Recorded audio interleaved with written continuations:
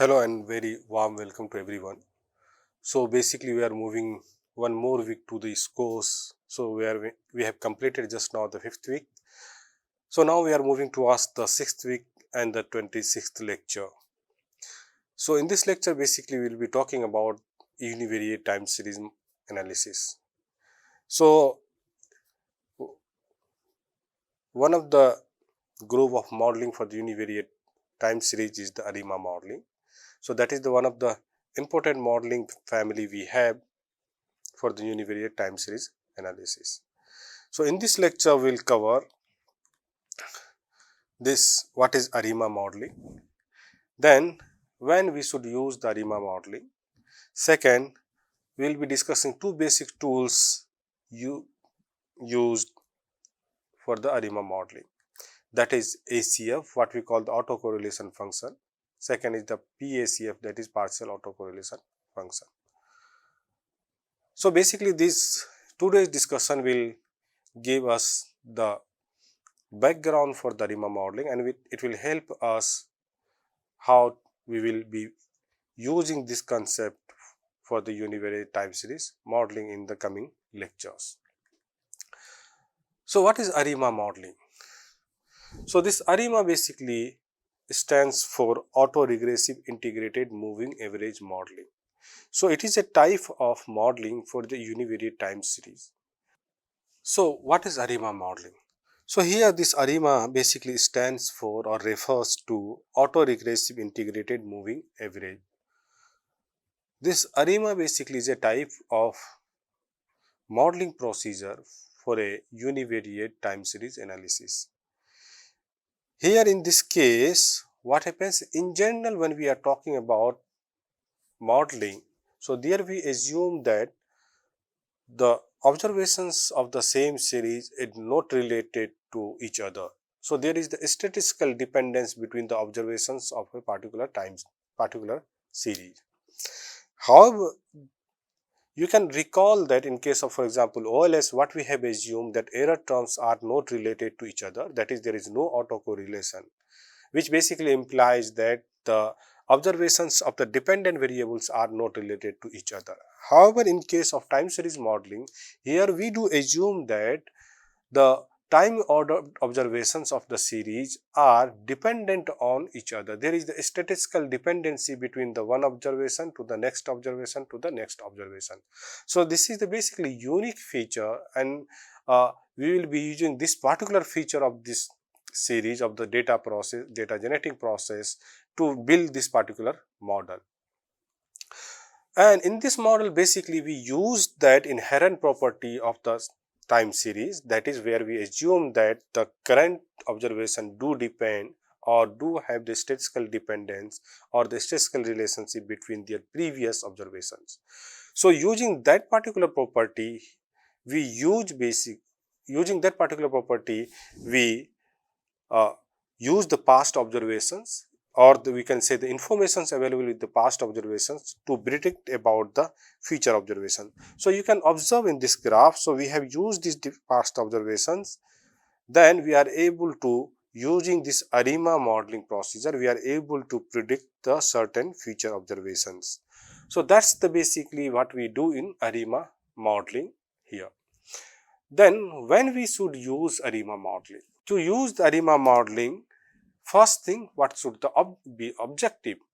So the first thing is that when we are concerned, or when our concern is short term forecasting, where we wanted to have the short term forecasting of the particular series, in that case it is better to use ARIMA modeling. Why? There it has been observed that this modeling, the first thing, it is very simple. We will see that in this week, when we will try to build the model, this is a very simple model. Second, it has been observed through the empirical literature that compared to other multivariate cases, this model is more effective for the short term forecasting. Hence, when you have objective for the short term forecasting, then it is better to use this ARIMA modeling rather than going to the other complicated modeling. Second, for example, we can forecast whether stock prices, exchange rate or inflation or any other. Even recently in the COVID period, lot of people have used the ARIMA modeling to forecast the COVID incidents for the short term forecast they have done. So it is quite relevant in the different other fields also.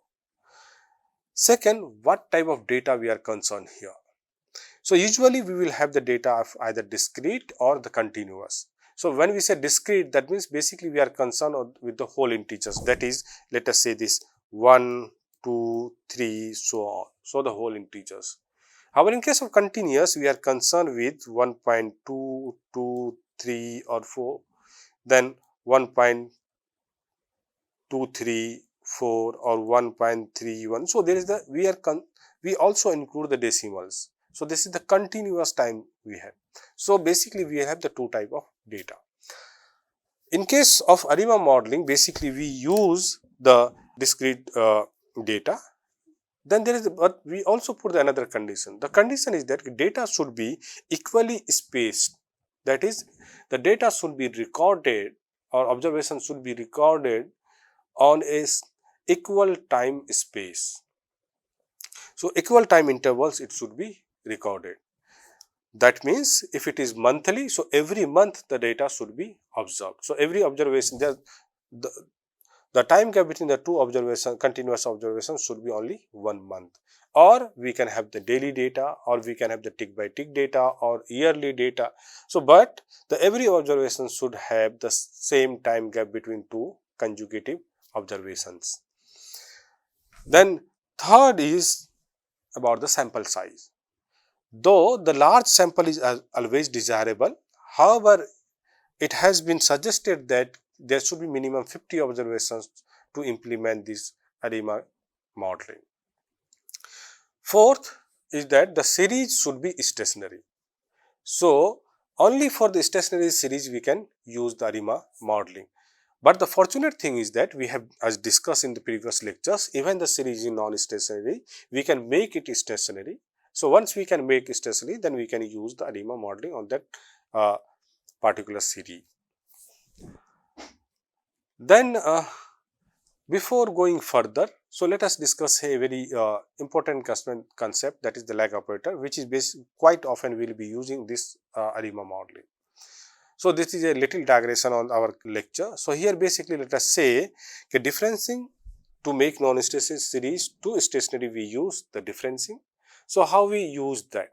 So basically we have discussed yt minus 1 is basically nothing but differencing, and we call it delta yt. So if the series yt is non-stationary, or we can say integrated of order 1, then if this yt is integrated of order 1, then by using the first difference, so this is yt minus 1, we will have delta yt, and this delta yt will follow I0, that is integrated of order 1, or we can say this is the stationary series. So regarding this, we will have some notations or symbols we will talk here. So we know that the lag operator, so that is, let yt be a time series, then we can write here delaying by one period, that is going back from 1990 to say 1989. We can write that in this case Lyt is equal to yt minus 1. So basically this yt minus 1 we can write it like Lyt, where L represents nothing but the lag operator.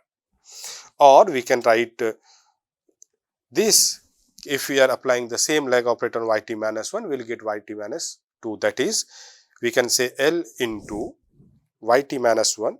So here equal to L. So we know this yt minus 1 is nothing but Lyt. So we can write Lyt, or we can write L square yt. So this basically refers yt minus 2.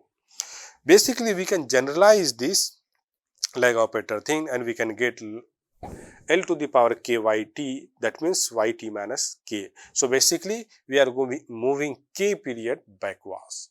So depending on this k, we can have the different lag periods. So this k could be -1, would be 0, 1 or 2 or 3, so on. Let us say if the k is equal to 0, that means L to the power 0 into yt, which will be equal to yt, because we know that here L to the power 0 will be 1. In fact, for any variable we know x to the power 0 is always equal to 1. So, using this concept here, I can say L0 yt is equal to y, like one can write the. Now, if k is more than 0, if it is more than 0, then the series shift k period is backward. So, if it k is equal to 0, then we will write, for example, k is equal to 2, then we will write L to the power 2t, then we can write yt minus 2. So, basically t is the current period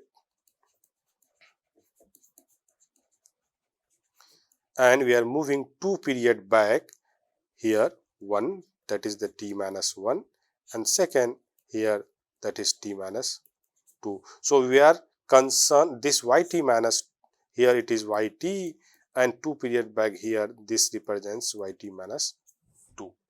So, this yt minus 2 we can write as L to the power yt in this case. Now, if k is less than 0, the series shift k period forward. So, let us say what we have. Let us say here the value of k is minus 2. That means here L to the power minus 2 yt, which basically means yt minus 2, that is yt plus 2. So, that means if the here t is the current period yt, then we are moving here yt plus 1 and here the second period yt plus 2. This we can represent as L to the power minus y2 and yt. So, this is the forward movement and from here we have the backward movement. So, that is what we have discussed here. Now, this for the ARIMA modeling, Box and Jenkins has given a certain procedure. While modeling ARIMA, using the ARIMA modeling, there are the certain stages he has devised. So, whole procedure he has devised into, or we can say the grouped into the 3 stages. Stage 1, where it named it identification. Stage 2 named is estimation, and third is the diagnostic checking. So, basically what are the things we will be doing during these stages? In a minute we will be discussing here. So, basically let us see what the Box-Jenkins has suggested, which basically known as the Box-Jenkins procedure for ARIMA modeling. So, he says that first the selection of models from the candidate models. So, there will be different options of models. Out of that we will be selecting certain probable models. So, once we have selected the certain probable models, then we can estimate the parameters of those selected models. So, once we estimate those parameters, we go the diagnostic test, or what we can say the model adequacy, whether the model, the estimated model is adequate, does it, then using the different diagnostic methods we will try to evaluate that models. Once we evaluate that models, and if it is good, then we basically use that model. If the model is satisfactory and it is good, then we use that model for the forecasting. However, in the diagnostic test, if we observe there is a certain problem with that model, then we go back to the first step, then again we reformulate the model, then again follow this procedure, that is estimating the parameters, then doing the diagnostic test, then we see if the model is good, then we go to the forecasting. So, this whole steps is basically known as the Box-Jenkins procedure for the ARIMA modeling. Now, what are the different tasks we perform within different stages? So, in case of stage 1, which is basically identification stage, the first thing we visualize the time series data. Basically, if you remember, in the previous lectures we have discussed that for any time series modeling, the visualization of the time series has very important role. So here in this case also visualization data time series is very important, plays very important role, because it will help us to identify whether the series is stationary or non-stationary, and depending on we can take the second step. Another thing in identification stage we use this ACF and partial autocorrelation functions, these two tools, to identify the structure of the autoregressive and MA component of the ARIMA model. Then based on these observations, if the data is non-stationary, we do make the difference, then make it stationary for using it for the ARIMA modeling. In the second stage, we estimate the model. So, we will be using the different potential candidates. We estimate the parameters. Once we estimate the parameters, based on the value or the certain aspects of those parameters, we can filter out some of the models. For example, if you have estimated a model, and the parameters are not significant, then we can reject that model, or we can tweak that particular model. So, some filtration could be possible after the estimation.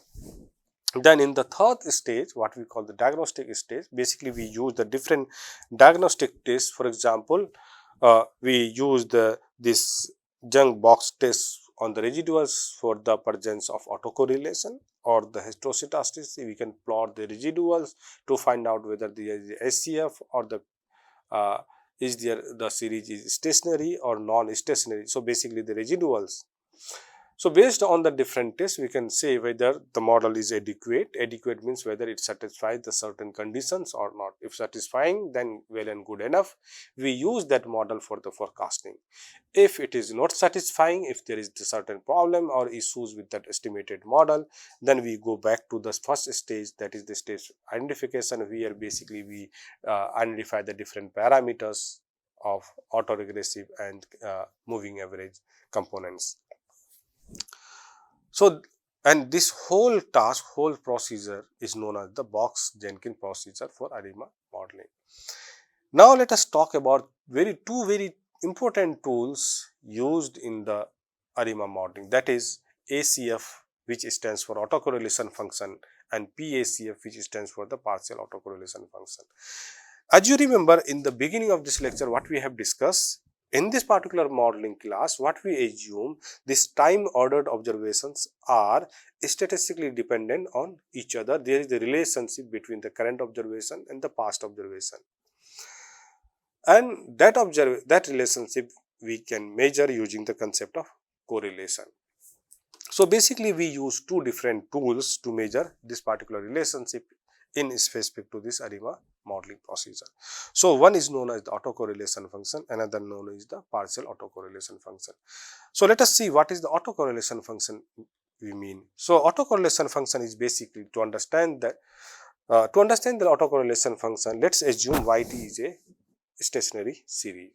If it is a stationary series, then what we have from the concept of stationarity, that the variance of the particular series will be same or constant for all the time periods. And also what we know, that the covariances depends on the difference between the time, not on the location of time. So basically it depends what is the difference between T1 and T2. It doesn't depend on what is the T1 and what is the T2. So let us represent that in this way. So here we know that we can write it here, the covariance formula, the expectation of yt minus expectation of yt into yt minus s minus expectation of yt minus s. So here we represent using the gamma. So s is equal to 0, 1, 2. So to generalize that, we can put an s here. So gamma s we can say, depending on whether it is 0 or 1 or 2, we can say gamma 0, gamma 1, gamma 2 here. So this is known as the covariance function. So here gamma s is known as the autocovariance. Why it is known as the autocovariance? Because here we are measuring the covariance between the two different observations of the same series. That's why what we call it autocovariance rather than calling it covariance. However, what we can observe, the value of the autocovariance in this particular case will depend on the unit of measurement of the series yt. So basically, to avoid that limitations, what we can do, we can normalize this autocovariance by dividing by the variance. So that is here, and that we measure using the tau s. So here basically we are tau s represents normalized autocovariance, that is normalized value of gamma s. So the gamma s divided by gamma 0, where gamma 0 is nothing but the variance. Why we say gamma 0 is the variance? Think about this here. So what we have, expectation of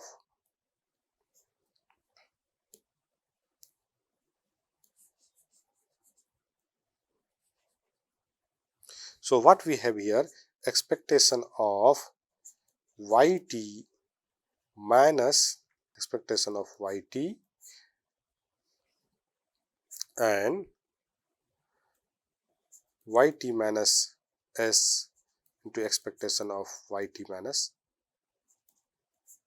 s. Now let us say if the value of s is equal to 0, that means we can write here yt minus expectation of yt into yt minus expectation of yt. So in this case, here it is nothing but the formula of variance of yt. Therefore, this gamma 0 represents nothing but it represents the variance of yt. So here the tau s basically normalized autocovariance, that is gamma s divided by the variance of that. So autocovariance divided by the variance of the particular series, and that is basically known as the autocorrelation. Now if we plot the different values of autocorrelation against those time periods, that is the value of s, then we will get a functional relationship, and that functional relationship is known as the autocorrelation function. Now this autocorrelation coefficient, we can calculate this tau k, for example, which is basically summation of expectation of yt minus yt into expectation of t minus s minus expectation of t minus n s from t1 to k divided by this k, and here expectation of, again, this is nothing but the variance. So this gives us the autocorrelation coefficient tau k, that is gives the autocorrelation measure of autocorrelation between yt minus k. To understand that, let us say we have a white noise process. If we have the white noise process, that means expectation of yt is equal to mu, it does not depend on the time, and variance of yt is sigma s square. Then the autocovariance function will be like this, because if this is a white noise process, that means there is no correlation between ut and ut minus s. So there is no correlation between these two. So when it is white noise process, it will have these properties. Now here the autocorrelation function we know, that is tau s is gamma s upon gamma 0, will be 0 for every value of s except for the 0. That is a single peak of 1 at s equal to 0, after that it will be 0. So let us say how. See, we know that this tau s is equal to gamma s upon gamma 0, where s is 0, 1, 2 up to t. So when s is equal to 0, that is tau 0 is gamma 0, and here also gamma 0, that is variance of the both side. So in this particular case, what we have, sigma square upon sigma square, that is equal to 1. Now let us say if s is equal to 1, so what we have then, tau 1 is equal to gamma 1 upon gamma 0.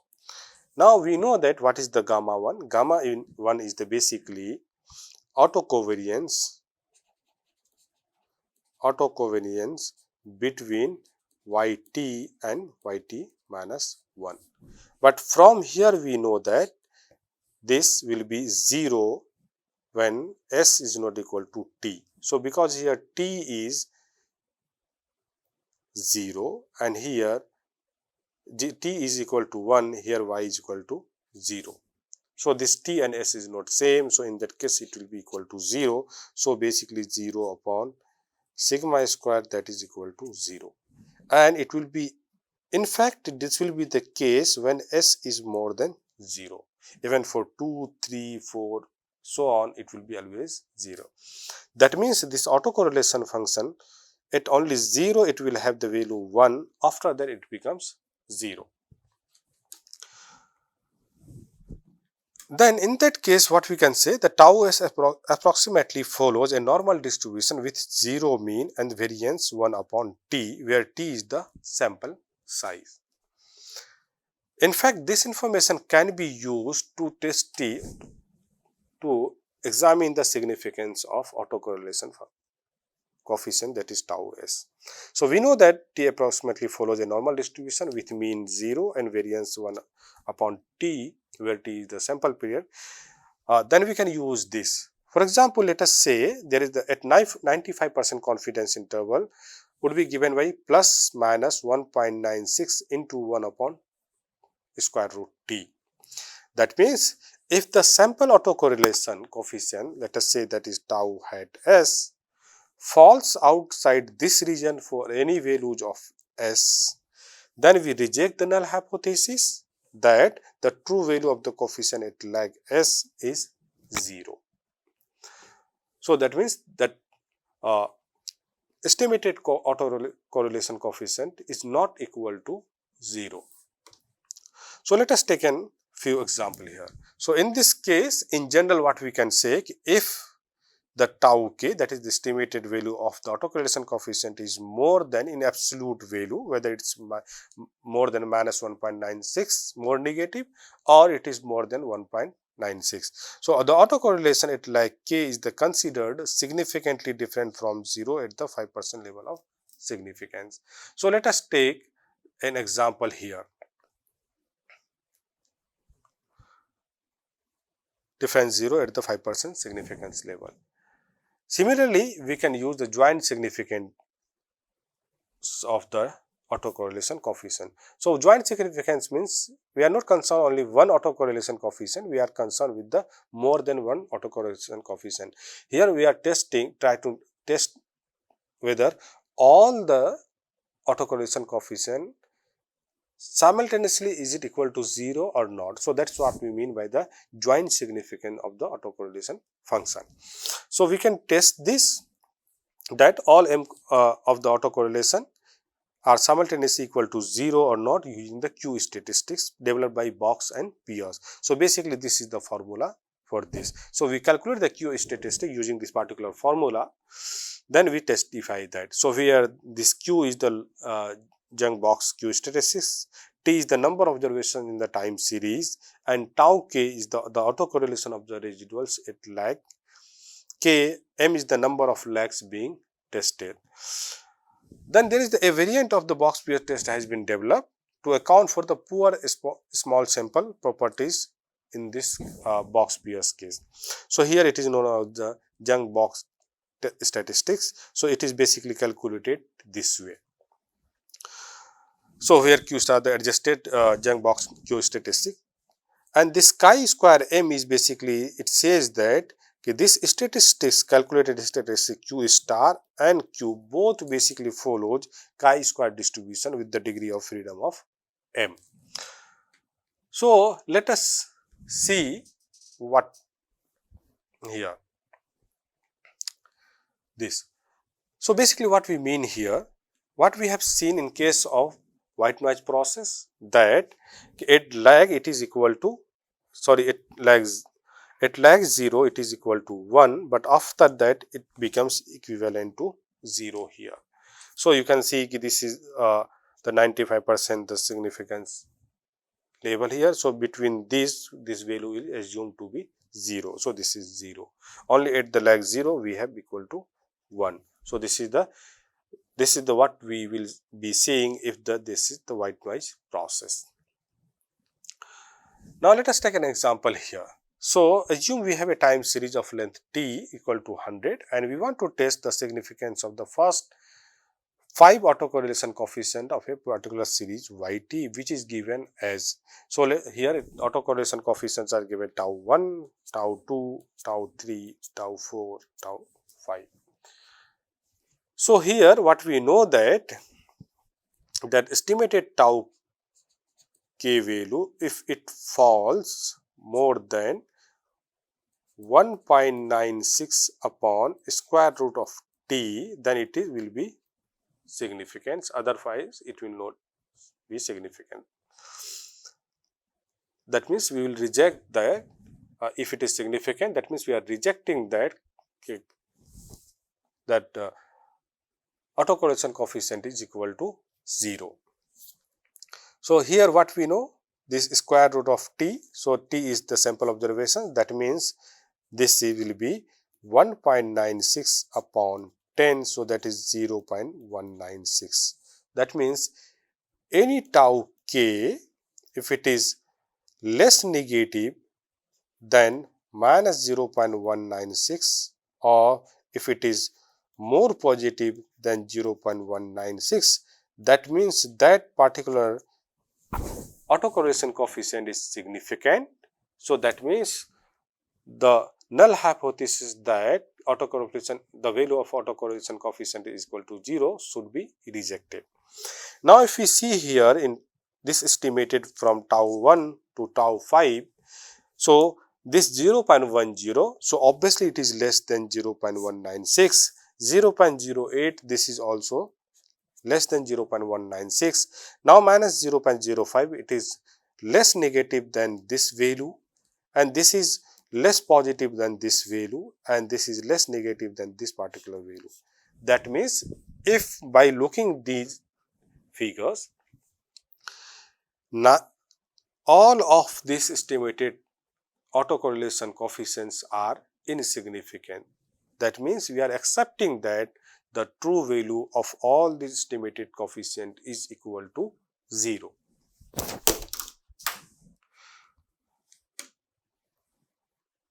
Now, let us say, so from this we can conclude no individual autocorrelation coefficients are significant. Now, let us examine the joint significant test. So, we know that using this Q box Q statistics, what we can measure, we can use these two formula to estimate the value of Q and Q star for the joint significant test. So, using these two formula, here we can calculate the value of Q is equal to 2.29 and value of adjusted Q statistics, that is Q star, is 2.39. However, the critical value for this degree of freedom is, that is LA1.07. So, that means here both the Q and Q star value is lower than the tabulated value or the critical value. So, we can say that, we can conclude here that using both these statistics shows that jointly all the autocorrelation coefficient is equal to 0. So, when the autocorrelation coefficient is showing it is equal to 0, then later we will see, we will use this concept to identify whether the series is stationary or non-stationary, or it will help us to identify the structure of the autoregressive model and the moving average model. There are certain empirical aspects we have about the autocorrelation function. First, for the stationary process, the autocorrelation function tends to drop off quickly, typically within a few lags, which we have observed in the white noise process. Just after one lag it becomes 0.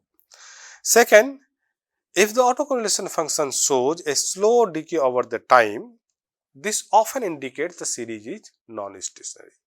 So, this ACF will help us to guess, to identify whether the series is stationary or not.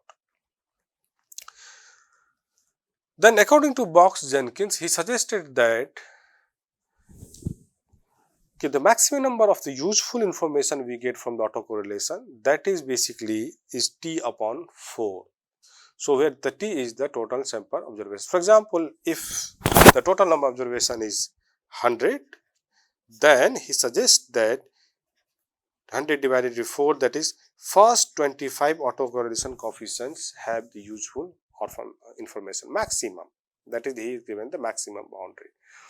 So, according to him, beyond the 25th autocorrelation for the sample observation 100 does not have much relevant or useful information.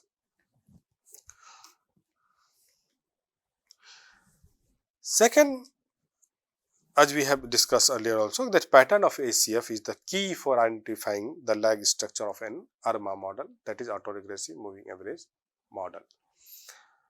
Now, what is PACF? That is the partial autocorrelation function. Basically, it is similar to the ACF, that is, it is also measuring the autocorrelation between the two terms, between the two observations, or we can say two terms of a series. However, there is the difference between this ACF and the PACF. That difference is that in ACF, basically we measure the autocorrelation between the observations yt minus 1, that is between current observations and the k period ago. However, in case of the partial autocorrelation measures, we measure the same, the autocorrelation between yt and yt minus k, but after controlling the effect of the correlation between yt and all the intermediate lags between t and t minus k, usually denoted by tau kk. So, here basically what we are concerned, let us say if you are examining the correlation between yt and yt minus 2. So, that is what we call the ACF. If we are examining this correlation between yt minus 2 after removing the effect of correlation of yt and yt minus 1, then it is known as the partial autocorrelation function. So, that is the basically difference we have between ACF and the PACF. So, usually we represent with tau kk. So, tau k correlation between yt minus k controlling the effect of the intermediate lags, that is yt minus k plus 1, yt minus k plus 1, yt minus basically k plus 2 and k plus 3 and so on, and yt minus 1. And this function essentially isolates the unique contribution of each lag. So, when we say here PACF, that means we are concerned only with the correlation between yt and yt minus 2 and the other intermediate lags effect we have. So, we are concerned only the what is the contribution of this particular term here. So, can be estimated, basically the actual PACF can be estimated using the multiple regression equation.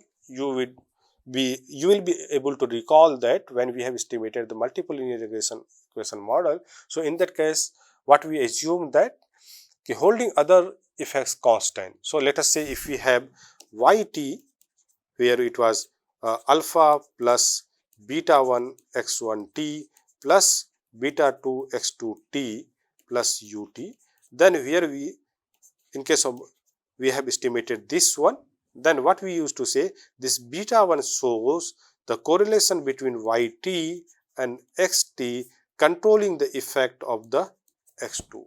So, this is basically it was showing that this beta 1 measures the effect of xt on yt, or the relation between xt and yt controlling the relationship between x2 and yt. And basically that is the case here we have, and therefore we used to call their partial autocorrelation coefficient. However, for a stationary series, this beta 1 hat or beta 2 hat can be estimated, can be approximated here. So, let us say here basically what we are doing, instead of xt, what we are using in this particular case, we are using yt is equal to alpha plus beta 1 yt minus 1 plus beta 2 yt minus 2. So, in this case, if the series yt is stationary, then the beta 1 or the beta 2 and beta 3 so on can be approximated using this particular formula like this. So, at lag 1, tau 1 that is the partial autocorrelation function is actually the autocorrelation coefficient. Why? This at lag 1 basically we are measuring the autocorrelation between the correlation between yt and yt minus 1. So there is no intermediate lag terms in between these two. So that means the effect of this will be same as the autocorrelation coefficient. So here we write tau 1 is equivalent to tau 1. At lag 2 it is written tau 2 is equal to tau 2 minus tau 1 square divided by 1 minus tau 1 square. So here basically tau t is the autocorrelation coefficient between yt and yt minus 2. Then here we can measure this.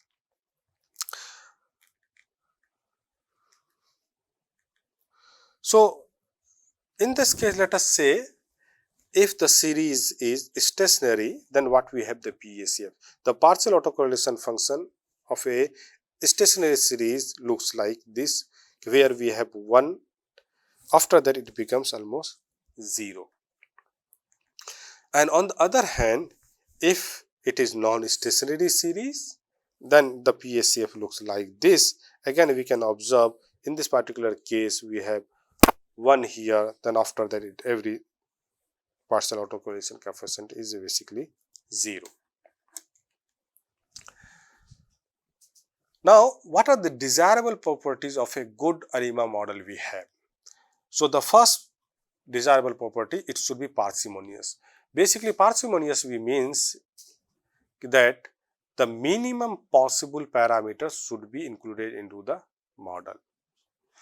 Second, the estimated model must be stationary. Third, we have invertible.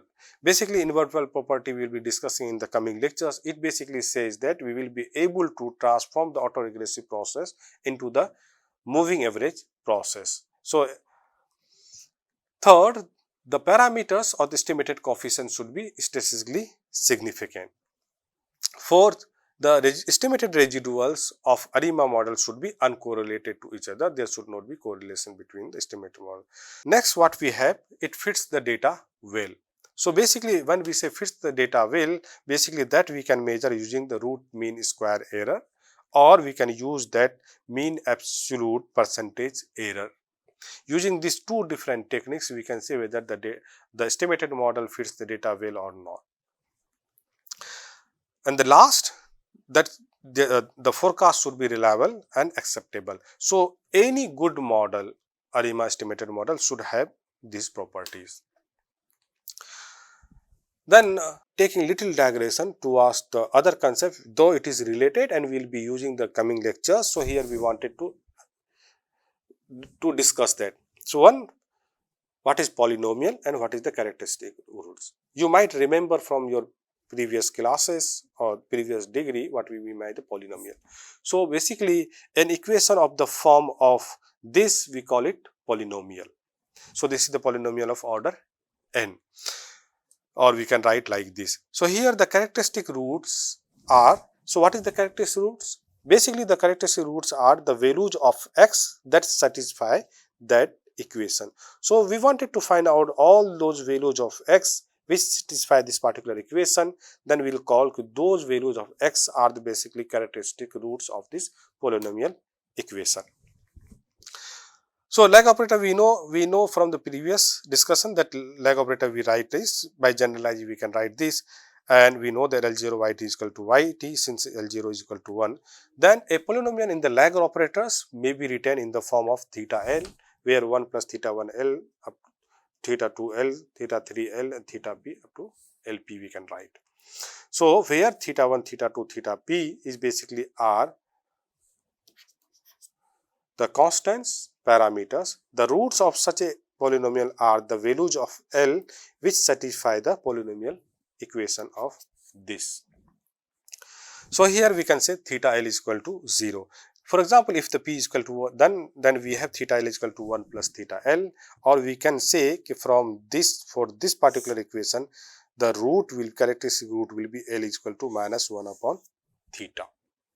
So that's basically we have this, because if you put the value of minus 1 upon theta into L, so it becomes automatically equal to 0. Now, what is the relationship between characteristic roots and stationarity? So, basically let us say we have this particular series. Here we know that this particular series yt will be stationary if the value of phi is less than 1. So, in that case, can we retain as this and this, or we can write this. Now, this equation can be satisfied either yt becomes equal to 0 or this becomes equal to 0. If this yt becomes equal to 0, then a series will have the constant value. So, that yt can't be 0. So, basically to satisfy this equation, what we have, 1 minus phi L must be equal to 0 or L is equal to 1 upon phi. So, basically 1 upon phi, to satisfy this particular case, it will be 1 upon phi. Now, if you know that this 1 upon phi is the characteristic of this, however, we know that for yt to be stationary, this phi must be 1, less than 1. If that is less than 1, that means the 1 upon phi must be more than 1. So, basically here we are talking on the positive value, so in absolute value. So, 1 upon phi must be 1. So, for yt to be stationary, characteristic roots of the polynomial must lie outside the unit circles.